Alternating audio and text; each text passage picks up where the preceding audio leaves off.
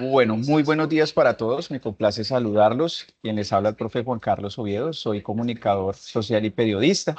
Y pues el día de hoy estoy como moderador en este CIPA o este segundo CIPA de este periodo 16-4 de investigación en la que nos reúnen los cuatro semilleros del CEAD de Girardot. Entonces, pues el día de hoy quiero saludarles, darles las gracias a todos los que están conectados. Yo sé que dentro de sus labores sacan este espacio y este tiempo para que estemos aquí presentes el día de hoy.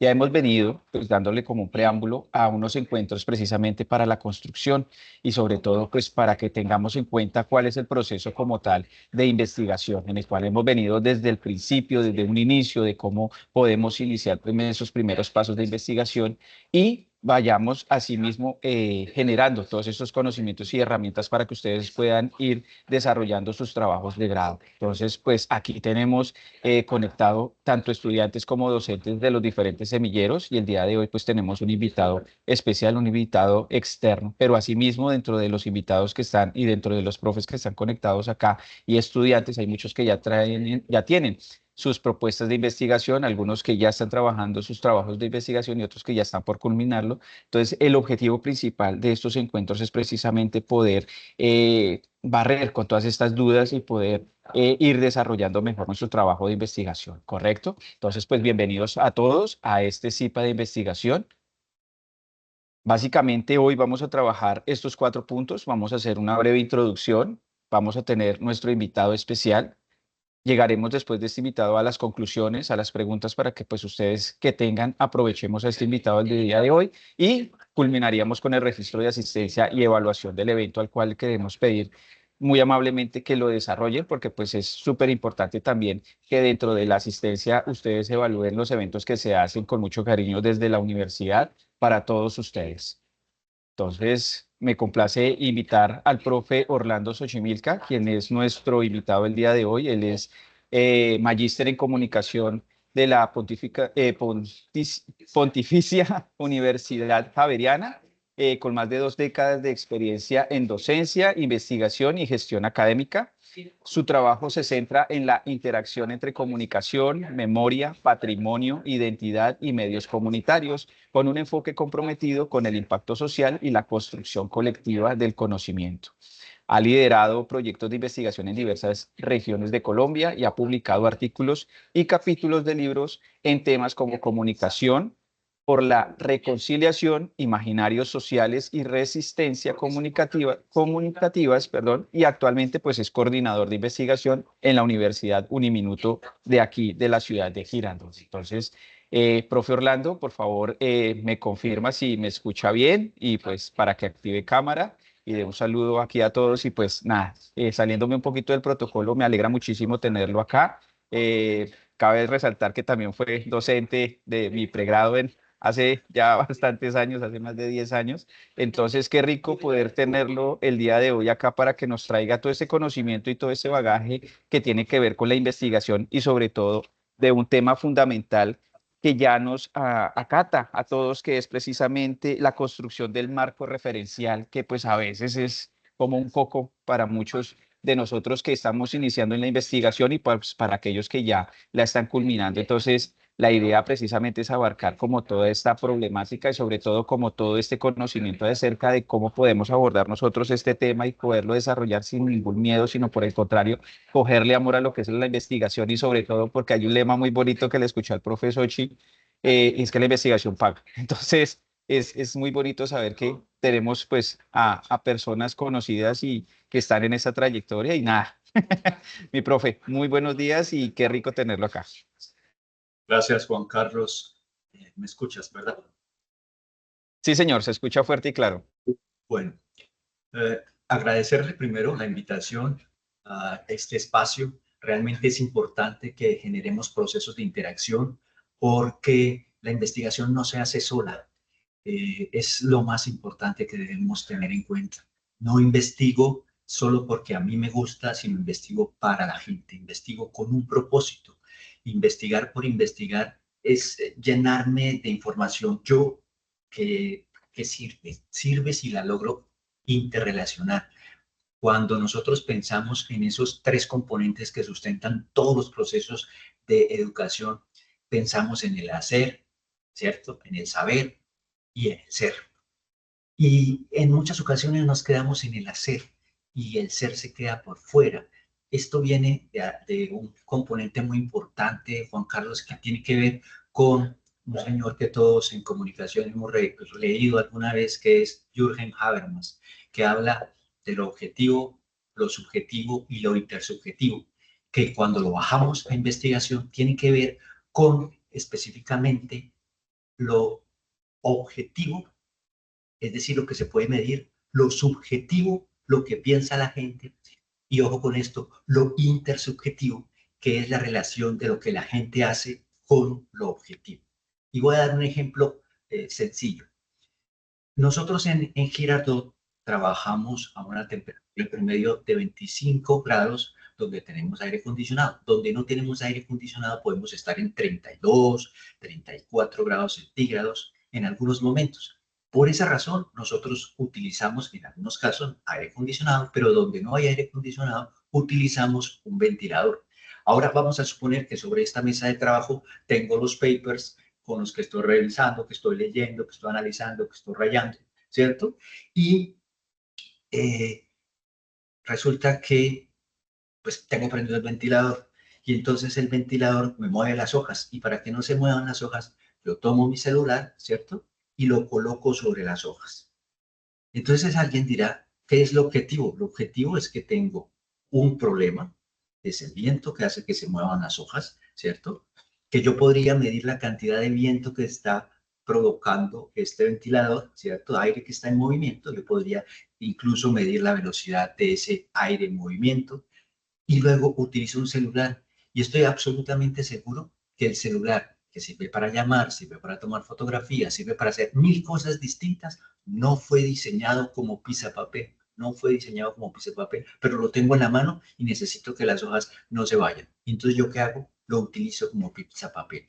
Y allí es donde se conjugan estos tres elementos del objetivo, lo subjetivo y el intersubjetivo, y es lograr saber qué es lo que la gente hace con lo que tiene, con el conocimiento que tiene. Y por eso digo que investigar cada vez es mejor hacerlo de manera conjunta, porque las cosas que se me ocurren a mí no se le ocurren a los demás. Muy bien, pero Juan, y vuelvo, le agradezco la invitación, me invitó para que hablara del marco de referencia. Algunos metodólogos separan los distintos marcos, entonces hablan del marco teórico, del marco conceptual, pero el marco de referencia es el marco, es el macro, es macro, y contiene los demás marcos. ¿Qué es un marco de referencia? Un marco de referencia contiene antecedentes, contiene teorías, contiene conceptos, incluso contiene normas jurídicas. Por eso, en algunos casos, cuando se hace investigación en que tiene que ver con... Juan, bueno, el profe Juan, mi persona, somos Mi profe, por favor, ¿puede apagar el micrófono? Hay un micrófono prendido, por favor. Gracias. Decía, el marco de referencia, en el marco de referencia caben todos los marcos, porque me he encontrado personas que me dicen, profe, ¿qué es el marco de referencia? ¿Es igual que el marco teórico? Y el marco teórico es igual que el marco conceptual. No, el marco de referencia es un llamado a algo que ya ha sido analizado, una teoría, un concepto que ya está absolutamente firme, ¿cierto? Unos antecedentes que son otras investigaciones. Entonces, el marco de referencia es, yo hago referencia a los antecedentes. Entonces, son otras investigaciones que yo puedo incluir dentro de mi marco de referencia.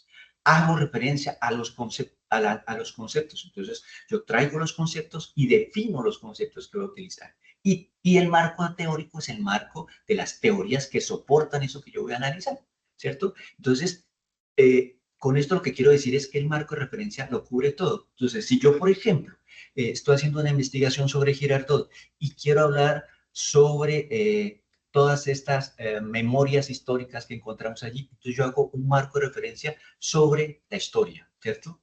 Y entonces pongo fechas, pongo recuerdos, pongo toda la información que me es útil que voy a poner. Ahora, ¿qué pongo en un marco de referencia? Pongo la información ¿Qué necesito? Lo pongo nada más. No tiene sentido que yo traiga la teoría de la relatividad a un marco de referencia donde no voy a hablar de teoría de relatividad. No voy a hablar de matemática cuántica, pues no utilizo matemática cuántica. Mi ejercicio no necesita específicamente hacer referencia a una normatividad, pues entonces no hablo de una normatividad, no la pongo allí. Solo pongo entonces a quienes necesito. Bueno, si yo hablo de las funciones y los propósitos de la investigación, es en principio hago un marco de referencia, pero hago una revisión del estado del arte antes de hacer este marco de referencia. No hago un marco de referencia de la nada. Debo hacer una revisión que ya la vamos a explicar más adelante. ¿Para qué? Para evitar repetir investigaciones. No es necesario descubrir el fuego todos los días para hacernos el desayuno. El fuego está allí, lo que hay es que utilizarlo, ¿cierto? Ahora, por supuesto que yo debo saber que existen unas normas que me permiten no quemarme, no quemar los alimentos y utilizarlo de manera correcta para no incendiar la casa. Entonces, al hacer esa revisión del estado del arte, estoy corrigiendo posibles errores que yo tenía en mi formulación, que otros, al leer a otros, me doy cuenta que por ahí no es el camino. O me doy cuenta que ese camino ya está absolutamente abordado y lo que necesito es encontrar otra perspectiva. Bien, entonces eso me ayuda a orientar la formulación del problema y a hacer preguntas de investigación. Ojo con esto de las preguntas. Y es que a veces pensamos que debemos resolver problemas y no siempre es así. Lo que tenemos es que problematizar situaciones. Problematizar situaciones. Es decir, encontrar en eso que parece común, por ejemplo, para las personas, encontrar las preguntas que no se han hecho con relación al tema. Por ejemplo, no vayamos lejos. ¿Por qué no se ha pavimentado el andén que va de la esquina del semáforo hasta después de las universidades sobre el sector de esta vía tan importante? Entonces, pero profe, pues uno puede pasar por ahí, sí, pero si llueve eso se pone feíto y ta, ta, ta. Y es una pregunta que como todos los días pasamos por ahí, dejamos de hacernosla porque es que así son las cosas. ¿Por qué son las cosas así? Cuando problematizamos una. Sustenta las hipótesis o los supuestos. Guía la selección de métodos y técnicas. ¿Por qué? Porque, por ejemplo, cuando yo estoy en medicina, yo no hago una investigación a ver qué pasa, sino que yo tengo un soporte teórico, un soporte técnico, metodológico de cómo se debe hacer, por ejemplo, cuando necesito una muestra de sangre. Entonces, la muestra de sangre me dice que yo debo cuidar a mi paciente y entonces debo utilizar una jeringa nueva. Si yo hago eso, pues entonces cojo cualquier jeringa que está en cualquier sitio y le pongo la jeringa y le saco la sangre, porque a mí lo que me interesa es la sangre, y resulta que la muestra ya está contaminada. ¿Y cómo así que está contaminada? Claro, porque como la jeringa no estaba esterilizada, no era una jeringa nueva, ¿cierto? Y yo la utilizo sacándole la sangre a la otra persona, a la cual coloco en riesgo, pues esa muestra no va a ser de la sangre del Señor, sino de la sangre de la persona, junto con todo lo que hubiese en el ambiente. Entonces es importante la revisión específicamente para eso. Y justamente cuando yo estoy haciendo mi hago mi marco de referencia técnico para explicar cómo fue que se hizo esa investigación. Me permite interpretar los resultados con base en conocimientos previos, dar credibilidad y rigor académico al estudio. Um, Seguramente a lo largo de sus programas, cada uno estará cursando un programa diferente, ustedes han recibido mucha información. Les puede pasar que cuando ustedes se sientan a escribir, ustedes sienten que están escribiendo cosas nuevas, pero resulta que su cerebro lo que está haciendo es juntando esa red de conocimiento que tiene para que usted pueda escribir, ¿cierto? Y entonces usted trae conceptos teóricos de unos teóricos que vio por allá al principio de su carrera, que usted no recuerda quiénes son, pero usted tiene el concepto dentro de su cabeza y empieza a escribirlo y no llama a los teóricos. ¿Eso funciona? Profe, ¿eso funciona? Sí, pero no tiene rigor académico, porque se queda en la parte subjetiva del investigador. A mí como investigador, yo me quedo ahí, en lo que a mí me parece que hay que colocar. Ahora, ¿es importante esa parte subjetiva? Sí, pero también es importante que yo respalde todas las afirmaciones que estoy diciendo con un estudio previo, con una teoría, con una técnica que me permitan demostrar que esto tiene un nivel de cientificidad. Es decir, que no se nos vuelva pseudociencia, que parece ciencia, pero no lo es. Algo útil, finalmente, el marco de referencia es como un mapa, una guía para el investigador en un territorio desconocido Sin él se corre el riesgo de perderse y dar vueltas sin rumbo. Para eso es que se hace el marco de referencia. Por eso decía antes que si yo voy a hacer un marco de referencia sobre lo jurídico, es porque los componentes jurídicos me van a permitir analizar eso que yo estoy investigando. Si no voy a hacer ningún análisis jurídico, ¿para qué monto un marco jurídico? ¿Sí? Si yo estoy analizando una situación que no tiene que ver con lo jurídico, no lo tomo, no lo tomo, no lo tomo, lo dejo para otra investigación. En esta utilizo aquello que voy a necesitar. Sigamos, Juanito. Gracias. La definición, pues una guía útil para revisar el campo de estudios. Antes, nosotros éramos felices buscándole, por ejemplo, en comunicación, si la comunicación era una disciplina o qué era. Y entonces decíamos, bueno, la psicología, su objeto de estudio es el ser humano, el comportamiento del ser humano. La sociología, el comportamiento del ser humano en sociedad. La antropología tiene que ver con la revisión de los artefactos construidos por el ser humano en un momento específico y las relaciones de los seres humanos y esos elementos funcionaban en aquel entonces, ¿cierto? Pero cuando hablamos, por ejemplo, de comunicación, no hablamos de la comunicación. ¿Qué es la comunicación? La comunicación es lingüística, es psicología, es antropología, sociología, ¿no? Es gramática, bueno, y un montón de cosas más es la comunicación, ¿cierto? Y entonces hablamos de un campo de estudios. Hoy por hoy sabemos que la psicología también es un campo de estudios. Es decir, no se refiere solo al comportamiento del ser humano, sino en relación con el resto de lo que el ser humano es. Y el ser humano no es solo una cosa, sino la multiplicidad de todo lo que le conforma. Decía el profesor Torres en la universidad que somos lo que somos porque estamos parados sobre los hombros de nuestra historia.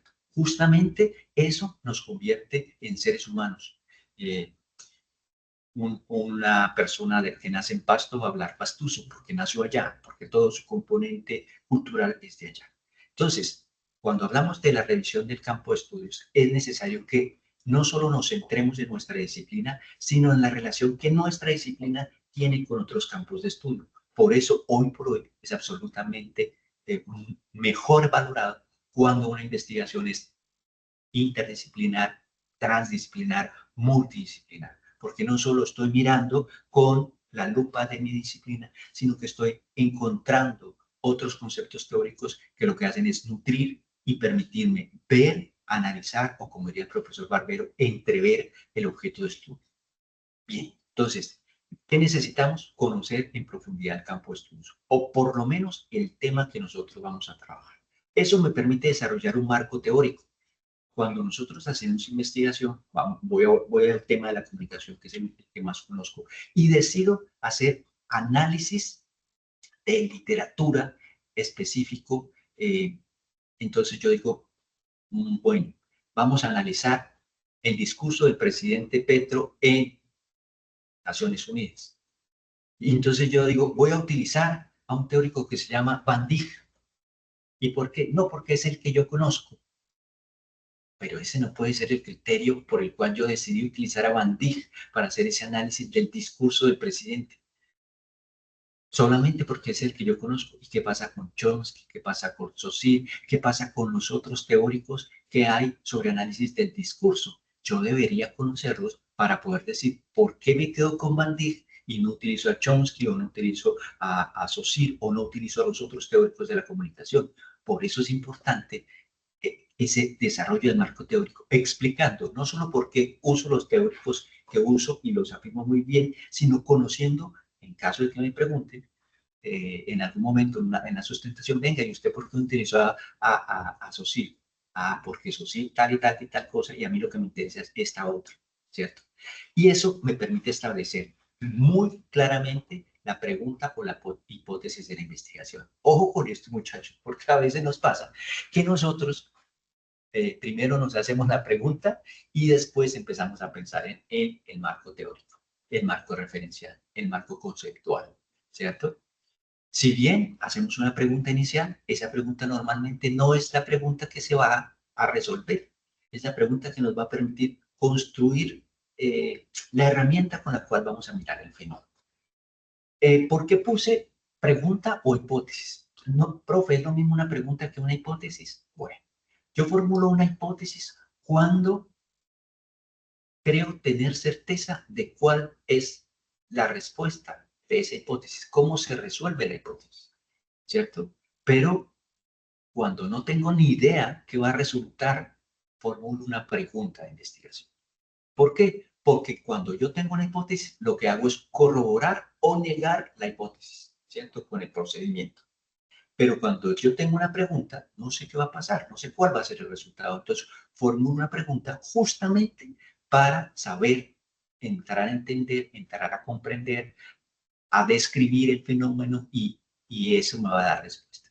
Y esto, por supuesto, el propósito del marco referencial es mejorar la calidad, la eficiencia en el trabajo y la calidad de los resultados. Si yo me quedo con la superficialidad, por supuesto que voy a perder todo el tiempo. Bueno, tenemos 5 fases y vamos a arrancar con la primera fase, que es la identificación del campo de estudios y el propósito. Definir una definición precisa del campo. ¿Qué es lo que voy a revisar? ¿Sí? Como lo decía hace un rato, en comunicación yo puedo investigar desde el proceso de hablar con otra persona, hablarme a mí mismo, hasta el proceso de hablar a multitudes, ¿cierto? Hablar a los públicos en general. Y ahora, esos públicos pueden ser internos o pueden ser externos a una organización, pueden ser públicos en general, ¿cierto? Entonces yo tengo que definir específicamente qué es lo que quiero evitar, estudiar para evitar o la amplitud o la concreción excesiva. Entonces me quedo con un autor, un tema y me quedo ahí cerrado.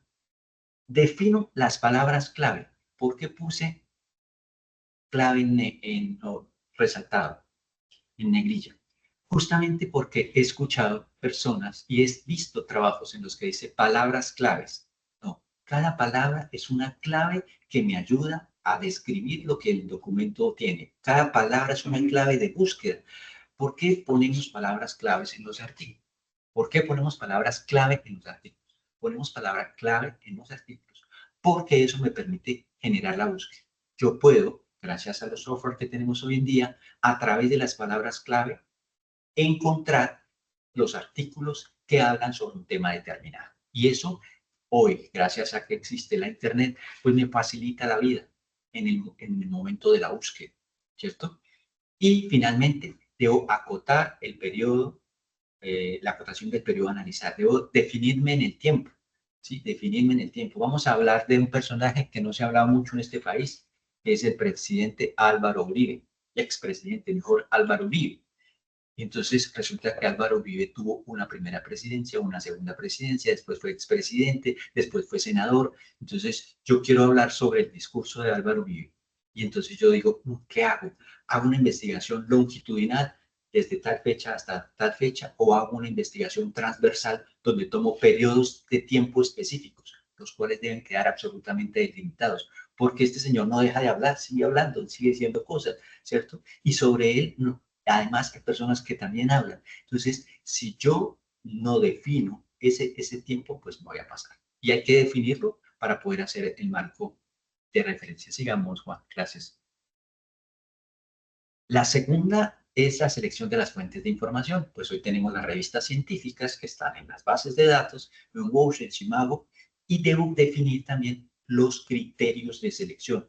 Cuando digo definir los criterios de selección, yo debo definir, por ejemplo, qué tipo de documento es el que yo quiero leer. Y ojo con esto, hay un criterio de selección que utilizamos en Colombia, quienes no hablamos en inglés, que no es nada científico, es voy a buscar todos los textos que hablen sobre comunicación alternativa en Latinoamérica. ¿Y por qué en Latinoamérica? Porque sí, y porque están en español. El criterio no puede ser porque están en español. Eso es como si todo el conocimiento científico que se ha construido por investigadores en los Estados Unidos, en el Reino Unido, en todos los países que esté escrito en inglés, no es válido. ¿Y por qué no es válido? Porque como yo no hablo en inglés, entonces no busco en inglés. Hijos, hoy por hoy existen los traductores. Yo puedo, si está en chino, yo puedo traducirlo del mandarín, ponerlo en español. Si está en árabe, yo puedo traducirlo del árabe, buscarlo en español. Es decir, el criterio de selección no puede ser porque está en español.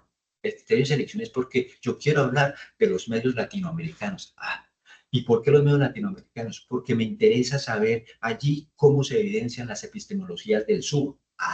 Ese es otro criterio. Porque me interesa conocer a los autores latinoamericanos que han escrito sobre la comunicación alternativa, la comunicación para el desarrollo, la comunicación hoy para el cambio social. Esos sí son criterios válidos, pero no porque están en español.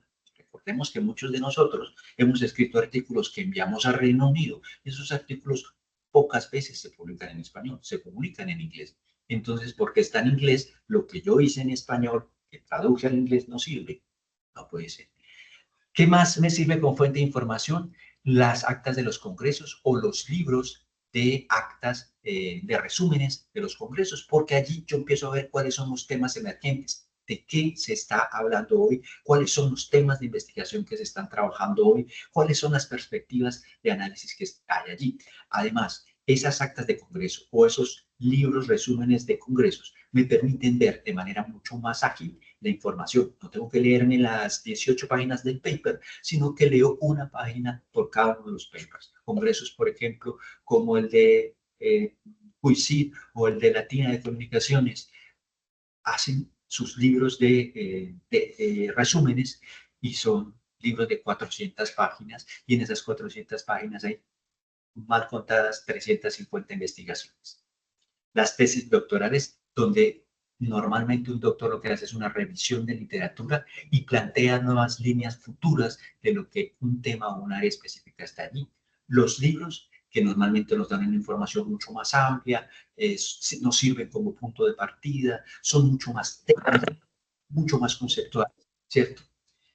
Y entonces yo acudo a ellos para... ¿Qué tiene de diferencia una revista a un libro? Que normalmente la edición de un libro puede tomarse entre 2 y 3 años. Participé en un congreso en la Universidad Externado de Colombia hace algunos años, en 2017, y el libro salió publicado en 2020. ¿Cierto?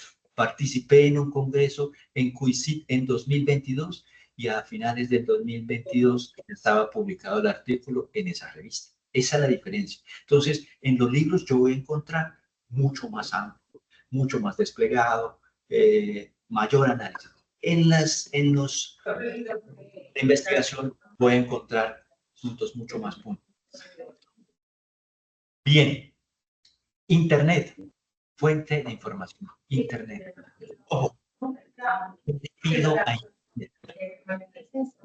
le pido a Internet? Utilice las inteligencias artificiales que me ayudan a buscar información. Pero ojo con las inteligencias artificiales. Si usted le pide a ChatGPT información sobre el río Magdalena, muy seguramente va a traer información sobre el río Magdalena. Cuando usted le pide que revise autores colombianos que han hablado sobre el río Magdalena, les voy a decir una cosa. Es probable que ChatGPT se invente los autores. Es probable, ¿cierto? ¿Cómo así?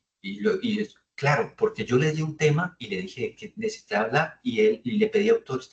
Y cuando usted le dice, bueno, ¿y dónde encuentro este libro? ChatGPT le dice que no tiene cómo acceder al libro, que realmente, que refine las fuentes académicas y ahí empieza a patinar. Hay otras fuentes, por ejemplo, existe una a la que yo los invito a que revisen, que se llama elicit.com.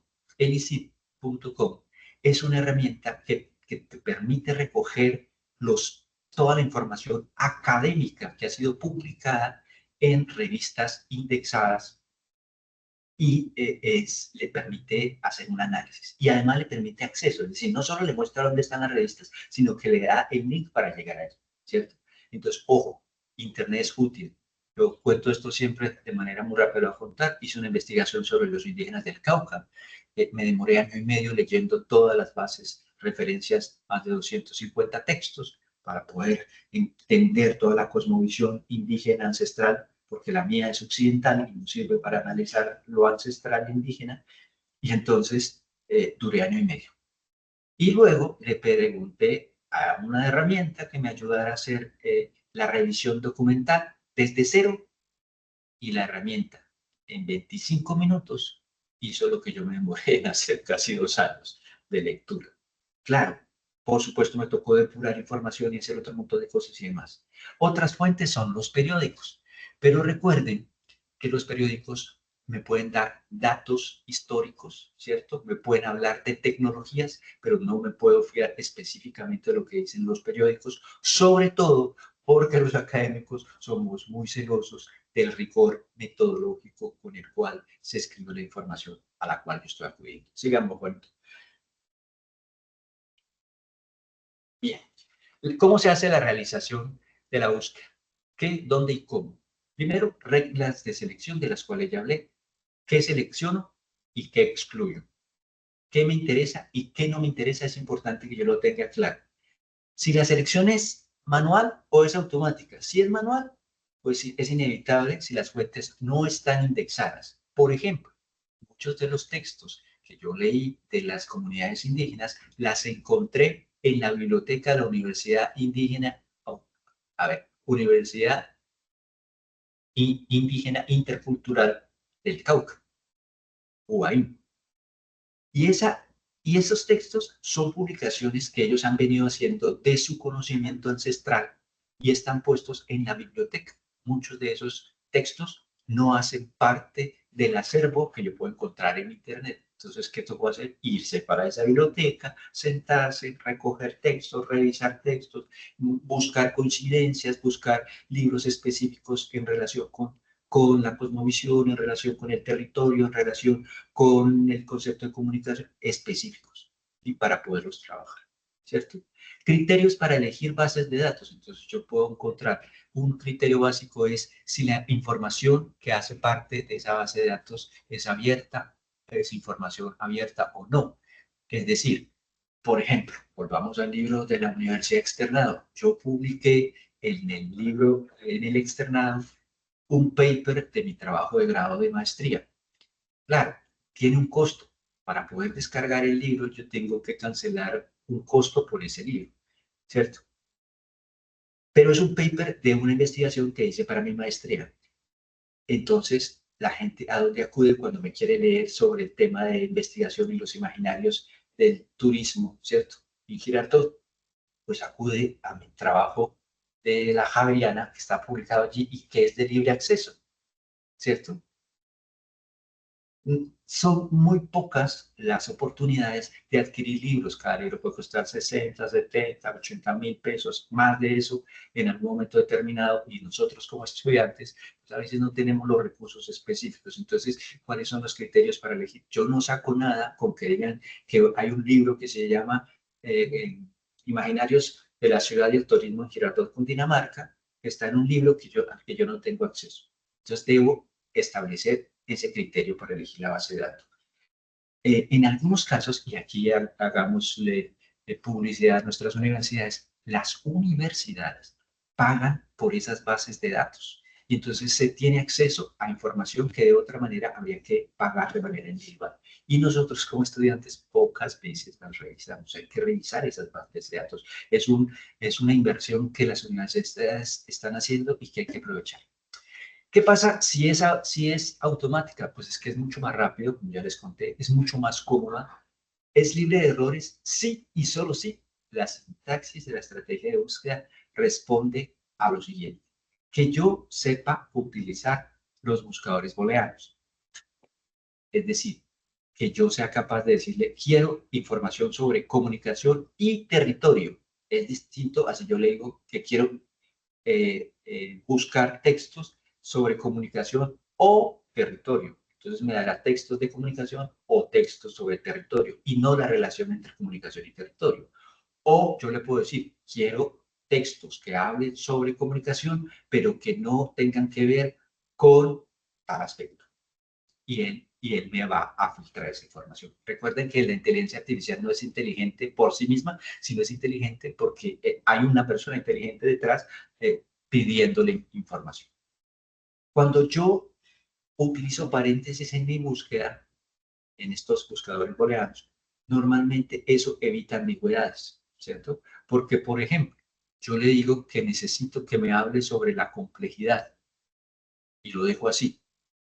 Pues es que la complejidad tiene un papá en ciencias sociales que es Edgar Morin. pero él puede entender que estoy hablando de la complejidad de procedimientos médicos y me trae eh, eh, complejidad en los procesos de intervención y no sé qué, y no sé qué, y me trae un documento que definitivamente no me sirve. Entonces, si yo lo separo y lo aclaro, funciona mucho mejor. Operadores de proximidad, como sé, New York, es decir, algo que se parece, algo que está cercano o que se encuentra con, ¿cierto? Campos de búsqueda de título, de palabras clave, de resumen, de revista. Por ejemplo, al buscar en Shimago, uno encuentra el ranking de las revistas más importantes. Y allí no solo aparecen las que están en español, como ya lo dije, aparecen todas. Y si yo busco a través de ese ranking, yo puedo ver cuáles son las principales revistas en comunicación que están allí. Y encuentro una revista que es del Reino Unido y esa revista se llama de X manera, ¿cierto? De otra forma, yo no hubiese encontrado esa revista. Y entonces lo que hago es que utilizo la búsqueda automática de estas herramientas que me permiten encontrar, por ejemplo, el nombre de la revista para luego adentrarme en una búsqueda mucho más profunda y encontrar el tema que estamos buscando. Sigamos, profe.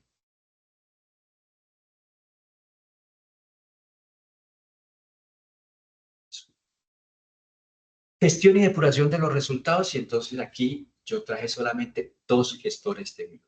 ¿Qué es un gestor de bibliografía? Después de que yo tengo, vamos a suponer que somos parcos en la lectura y solo leímos 80 documentos para hacer mi marco de referencia. 80 documentos para hacer mi marco de referencia. Y tengo, entonces yo digo, no, profe, yo voy a hacer alguna cosa muy inteligente. Yo los voy a imprimir todos y los subrayo. Así sé dónde está la información. Ok, usted pone 80 papers, que cada paper puede tener entre 15 y 25 páginas, sobre su escritorio. Usted ya los leyó todos y usted tiene en la cabeza toda la información. Y usted se acuerda que alguien está hablando sobre cómo Edgar Morin plantea la complejidad de los seres humanos a partir de la relación intrínseca entre el espacio en el cual vive y la cultura de ese espacio, ¿cierto? ¿Cuál de los 80 papers que usted ya subrayó es el que tiene esa frase? Ay, profe, pues espere, ese como que es este, no, es este de la complejidad. Yo los tengo separados por la complejidad, no sé qué. Se va a demorar. Casi que le toca volver a leer todos los documentos para poderlo hacer. Y aquí les voy a contar un secreto. Cuando hice mi maestría, leí los documentos, puse las fuentes y equivocadamente, por ejemplo, no puse los años. Para hacer esa investigación me senté en la biblioteca de la Universidad Javeriana durante una semana. Allí no hay problema estarse 24 horas y saqué los datos. Como no saqué el año de publicación, ¿qué me tocó hacer? Volver después de que me jalaron las orejas el asesor y me dijo, hijito, ¿y los años de esto? Ay, volverme a meter a la biblioteca, volver a buscar los libros y volver a buscar las fechas específicas de cada uno de los textos que había ya leído. Entonces, estos gestores son herramientas que le permiten a uno organizar la información y crear una propia base de datos con esos 80 documentos que yo ya hice, ¿cierto? Me permite organizar las referencias, me permite encontrar las citas y hacer las citas de manera correcta, ¿cierto? Hoy por hoy hablamos de las normas APA 7, que piden unas características específicas, pues yo lo puedo hacer allí. Aquí yo dejé esta presentación, la tiene el profesor Juan Carlos. Esta dirección es una conferencia como esta que dicta un profesor, una profesora mejor, donde explica cómo funciona esta herramienta, RefWorks, cómo funciona esta herramienta. Y allí durante una hora, por eso no la vemos, durante una hora, ella explica cómo se utiliza la herramienta para que la información funcione. Hay otra herramienta que se llama EndNote, que básicamente traduce notas finales. Y son las notas finales porque es lo que yo ya hice después de la búsqueda. Entonces me permite allí colocar la información. ¿Qué pasa con esta revisión bibliográfica normalmente? Es posible que por más cuidado que yo haya tenido, se me estén colando artículos o información que realmente no aporta a la construcción de este marco de referencia, no aporta. Seguramente voy a necesitar hacer una revisión y para eso la pongo en una herramienta en el grafo de visualización. Yo tengo una herramienta, esa sí no la puse aquí, que es una tabla en Excel, donde coloco, es una matriz de doble entrada, técnicamente se conoce así, donde yo coloco la fuente, el título del libro, el autor, las palabras clave, columna por columna, palabras clave, el resumen del artículo, el tipo de publicación y luego una columna que para mí es muy importante, que yo la llamo hallazgos. ¿Qué son los hallazgos? Son eso que yo hubiese subrayado en el paper, ¿cierto? Con un resaltador. Literalmente coloco allí lo que encontré de un autor específico. Claro, cada autor, sé cuál es el autor, entonces saco ese pedacito que son 3, 4 líneas, 5 líneas, lo coloco allí. Después de mucho tiempo, aprendí que al sacar el texto, estoy sacando una cita, de una vez coloco entre paréntesis el número de la página donde está ese pedacito, para que no me toque ponerme a buscarlo después nuevamente. Y después, cuando termino, creo una columna junto a los hallazgos que yo lo llamo categorías. Ojo con esto, es muy complejo crear las categorías antes de haber leído los documentos de referencia. Tendría yo que tener experiencia sobre el tema para pensar cuáles son las categorías que van a emerger de los textos que voy a leer. Entonces yo lo dejo allí. Seguramente al principio yo estoy diciendo, por ejemplo, aquí hablan de culturas ancestrales, aquí hablan sobre tradiciones, aquí hablan sobre... Y me salen, no sé, 1000 categorías. No se hace un artículo con 1000 categorías, se hace un artículo con 3, 4 categorías a lo sumo, ¿cierto? Y entonces, si yo tengo 1000, ¿ahora qué hago? Pues entonces empiezo justamente a construir la categoría. Entonces, si estoy hablando de tradiciones culturales, si estoy hablando de pensamiento ancestral, si estoy hablando, digo, ¿cómo llamo todo eso? Entonces, hay una categoría mucho más grande que se llama cosmovisión. Entonces, cosmovisión, y lo coloco allí. Y entonces lo que estoy haciendo es construyendo unas categorías. Cuando yo termino de leer, ojo con esto, yo tengo un texto que tiene 25 páginas. Yo lo leí todo. Muchachos, es imposible, imposible que de un documento usted solo saque 4 líneas. Estoy seguro que dentro de ese documento hay varias eh, partes del texto que a usted le llaman la atención y usted las copia y las pega. Pues crea todos los espacios que necesite y a cada uno le pone una categoría. ¿Para qué le sirve crear categorías? Excel tiene una cosita mágica que es filtrar. Entonces yo, después de que ya les he puesto a cada pedacito un nombre de categoría, que he resumido las 200 categorías y las he vuelto 5 grandes categorías, pues entonces cuando voy a escribir, por ejemplo, yo busco todas las categorías, todos los pedacitos que hablen sobre cosmovisión, PRU. Entonces me salen todos los pedacitos que están allí que hablan sobre cosmovisión. Y a partir de eso, después cuando yo estoy haciendo el análisis, puedo jalar los autores, puedo jalar los conceptos teóricos, puedo jalar la cita textual a mi documento mucho más fácil y puedo encontrarla. Entonces puedo escribir un capítulo sobre cosmovisión, otro capítulo sobre pensamiento del territorio, otro capítulo sobre comunicación, otro capítulo sobre cada uno de los temas que yo estoy trabajando. Bien, y finalicemos, Juan, con la última. Ya estamos sobre el tiempo. Listo. El análisis de los resultados. ¿Cómo hago el análisis de los resultados? Ojo, no de mi investigación, del marco de referencia. Hago el análisis de resultados de acuerdo con las características de la investigación. ¿Cuál es mi objeto? Mi objetivo, mejor. ¿Cuál es mi objetivo? ¿Cuál es el alcance y el tipo de investigación? Entonces, dependiendo el objetivo, yo formulo el alcance. Si lo que yo busco es hacer una investigación exploratoria, porque sobre ese tema poco se ha hablado, pues el alcance es exploratorio, ¿cierto? Si el alcance es descriptivo, porque yo ya conozco algo sobre el fenómeno y lo que intento es describir el fenómeno, cómo se produce el fenómeno. Es correlacional, porque un fenómeno tiene múltiples variables. Por ejemplo, en la investigación que hice sobre Girardot, una variable eran las personas que residían en Girardot. y otra variable eran los turistas, ¿sí? Y entonces yo hice una revisión correlacional para saber cómo era la relación entre los visitantes de la ciudad, los turistas y los residentes. Y entonces allí nombré las categorías y se relacionan porque generan trabajo, ¿cierto? De manera muy amplia. Y luego entro a otro nivel de alcance, que es el explicativo o causal, y es qué pasa en estos procesos de interrelación. Yo descubrí cosas, por ejemplo, como que muchos de quienes trabajan en el turismo porque Girardot es turístico y porque no hay otra opción de trabajo. Entonces, como que es en el turismo o es en el turismo, ¿cierto? Y muchas veces las personas no trabajan allí, a pesar de que saben que lo deben hacer.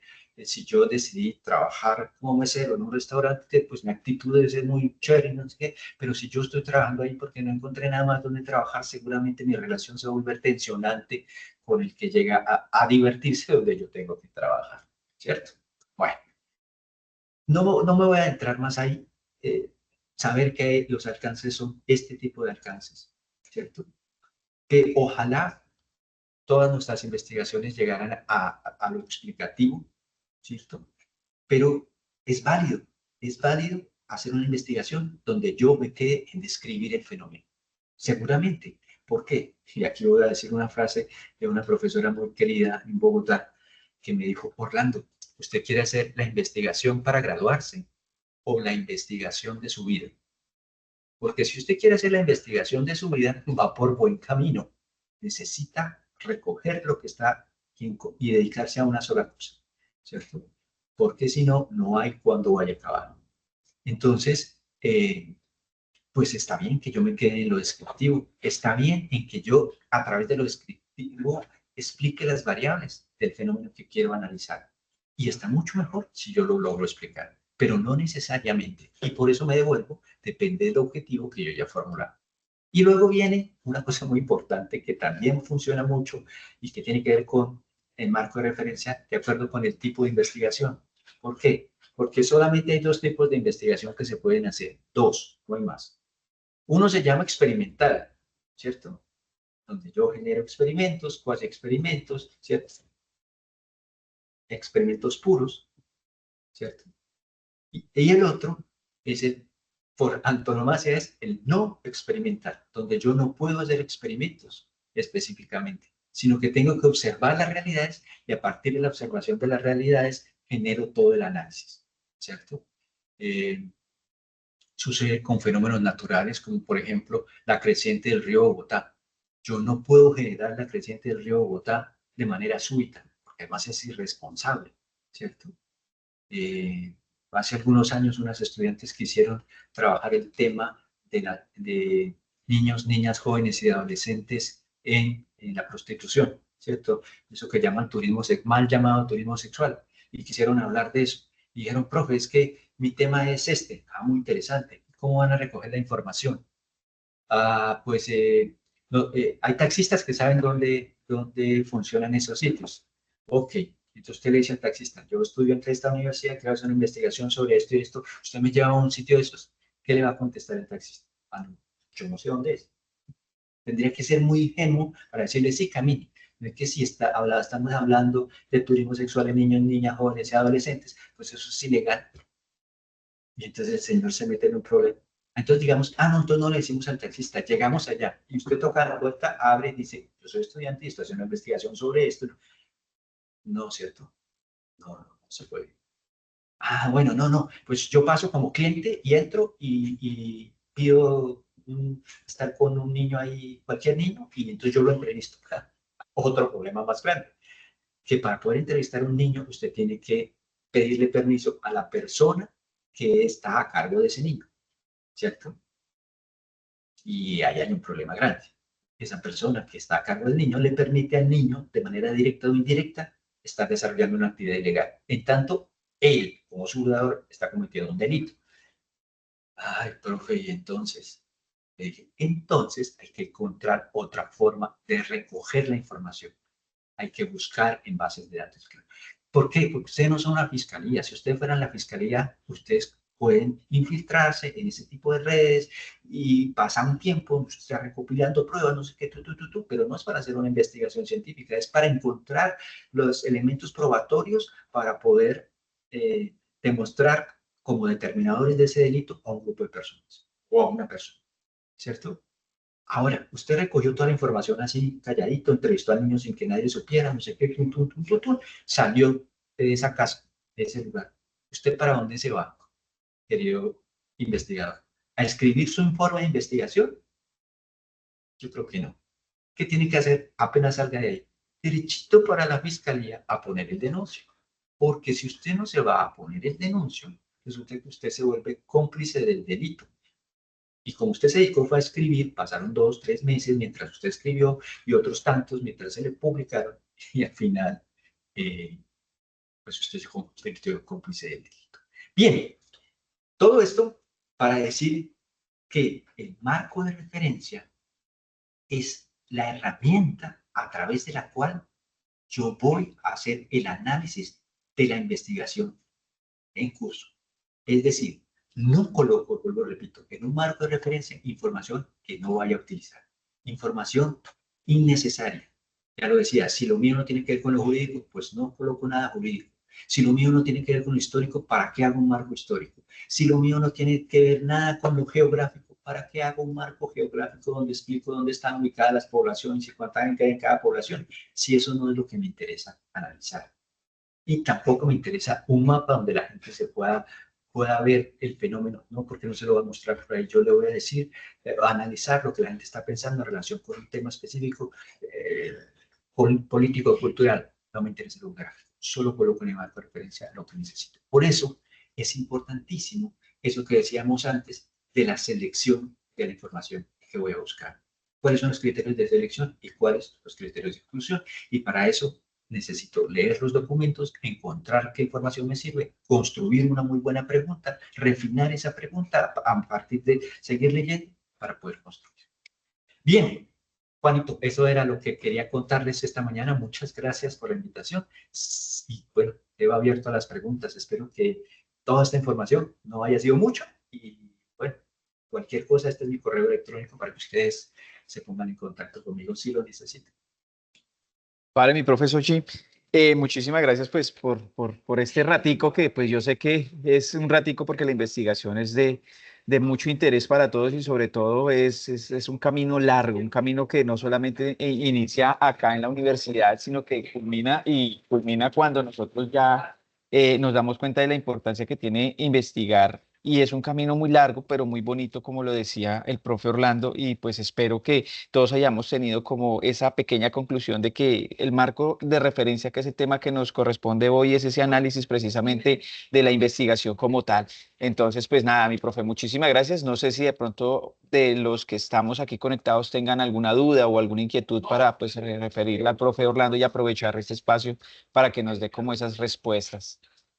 ¿Alguien con alguna pregunta? ¿Todo muy claro?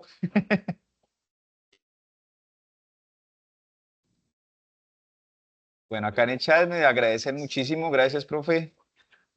Profe, todo muy claro. Bueno, básicamente, y algo que pues le valoro mucho al profe Orlando es precisamente esto, esa claridad y esa sencillez como explica las cosas y da en cierta medida algo tan complejo como es esos temas de investigación de una manera como tan explícita para poderla entender. Entonces, mi profe Sochi, muchísimas gracias, profe Orlando Xochimilca, por haber estado con nosotros hoy en este CIPA de investigación. Como siempre lo hemos dicho, las puertas están abiertas. Este lazo que estamos haciendo entre la UNAD y la Uniminuto de aquí de la seccional de Girardot es algo que inició este periodo y que pues la idea precisamente para todos ustedes es que aprendan y que aprendamos sobre todo de la investigación y darnos cuenta que la investigación no es algo de pronto tedioso, sino que la investigación es algo rico y es algo que se puede llevar, incluso vivir de ella también. Entonces, profe Orlando, muchísimas gracias por haber estado con nosotros. Vamos a estar en contacto con usted y pues seguir trabajando con los diferentes semilleros que competen aquí tanto en la UNAD del CEAD de Girardot como también ojalá posiblemente acercamientos con los semilleros de la Uniminuto aquí también en la regional de Girardot. Profesor Chimica, muchísimas gracias por haber estado con nosotros el día de hoy. Muchísimas gracias a Juan y a todos. Gracias por escucharme durante este tiempo. Espero, como les digo, no estoy diciéndolo de manera por quedar bien.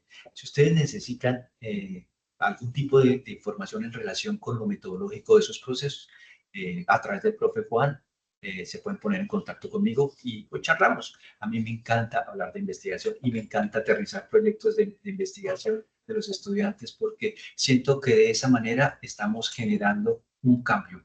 El cambio empieza en pequeño y va creciendo. Muchas gracias. Vale, profe. Entonces, los voy a dejar con la profe Angélica Calderón. Ella es la gestora de la Escuela de Tecnologías e Ingenierías de la universidad y pues les va a explicar la cuestión pues precisamente de la asistencia también. Mi profe, muy buenos días y muchísimas gracias por estar con nosotros el día de hoy. Gracias, profe Juan. Un cordial y caluroso saludo para todos nuestros estudiantes, participantes a esta sesión de CIPA, muy importante. Un agradecimiento también especial para el profesor Orlando con el tema que se desarrolló el día de hoy, que esperamos pues, que sea, ¿no?, de gran apoyo para todos aquellos que están iniciando su ejercicio investigativo. Bien, una vez pues hemos finalizado ya el ejercicio, vamos acá a recordarles a todos nuestros estudiantes y todos nuestros participantes cómo realizar el ejercicio de inscripción y asistencia a esta sesión de CIPAS. Entonces vamos a hacerlo en dos partes. La primera parte voy a compartir un momento aquí pantalla. Me comentan si en este momento están observando. ¿Sí? Bueno, bien, perfecto. Una vez nosotros estamos en nuestro campus virtual, ¿sí? Vamos a acceder a la opción que dice Mis cursos virtuales y allí en la parte central ustedes van a encontrar la opción o digamos el apartado de Comunidades de Interacción y Participación Académica Social, CIPAS.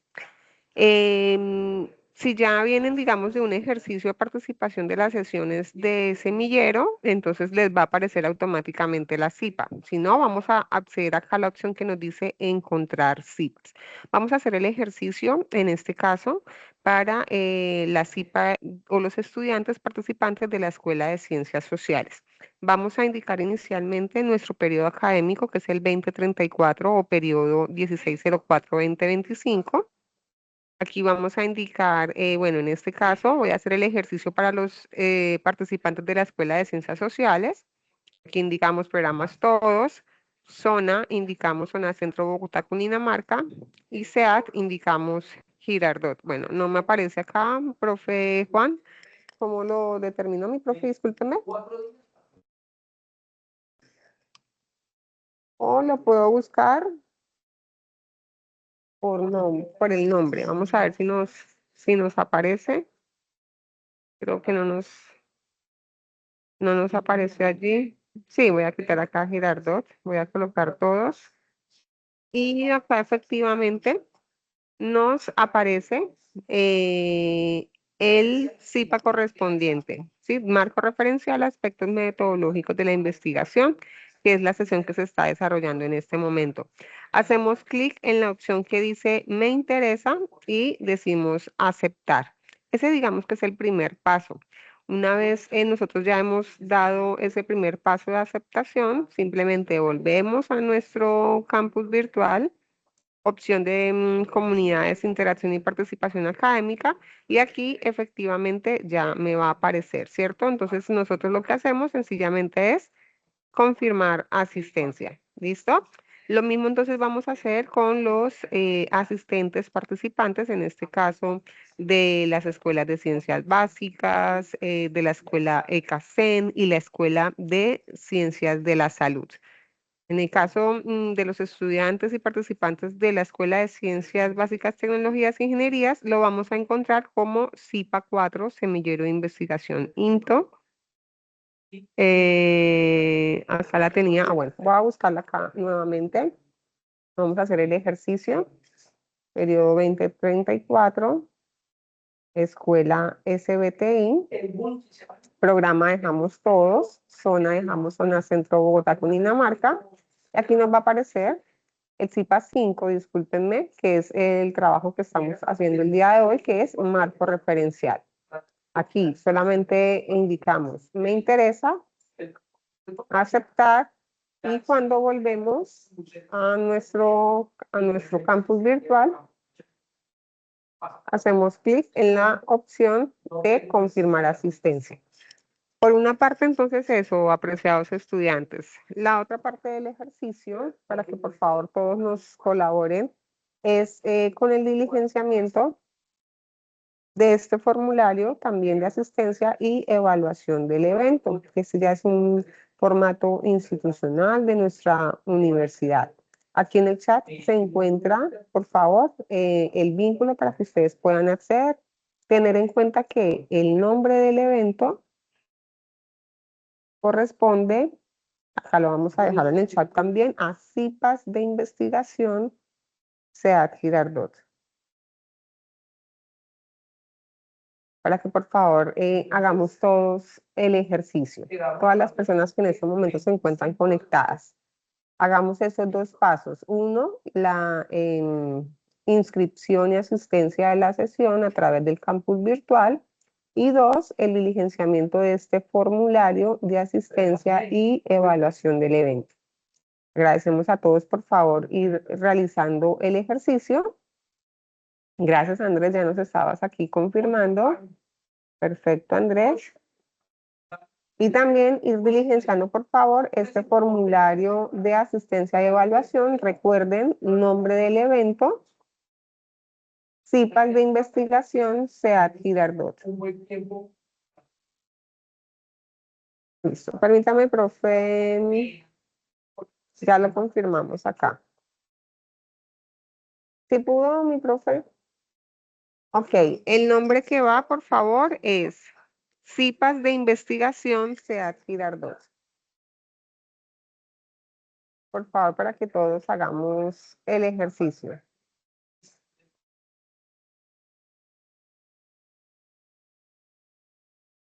Ese es el formulario de asistencia de evaluación del evento desde el SEAD Girardot.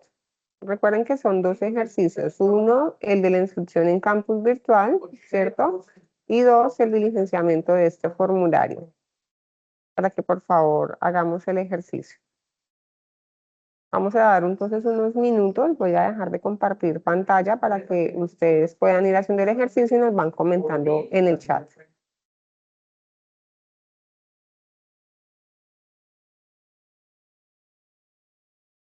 El nombre que se coloca en el formulario, por favor, es CIPAS de investigación SEAD Girardot. Voy a colocarlo nuevamente aquí en el chat.